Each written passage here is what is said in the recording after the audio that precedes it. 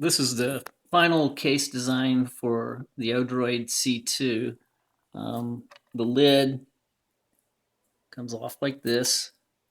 The Odroid-c2 will sit inside.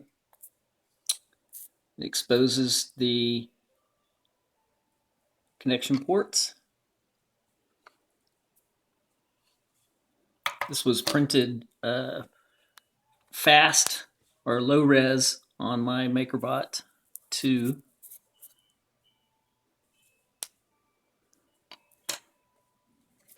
This should fit the Odroid C1 also just fine.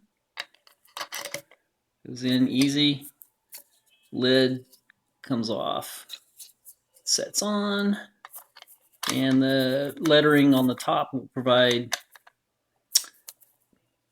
cooling, or a place for the thermal release of the heat anyway.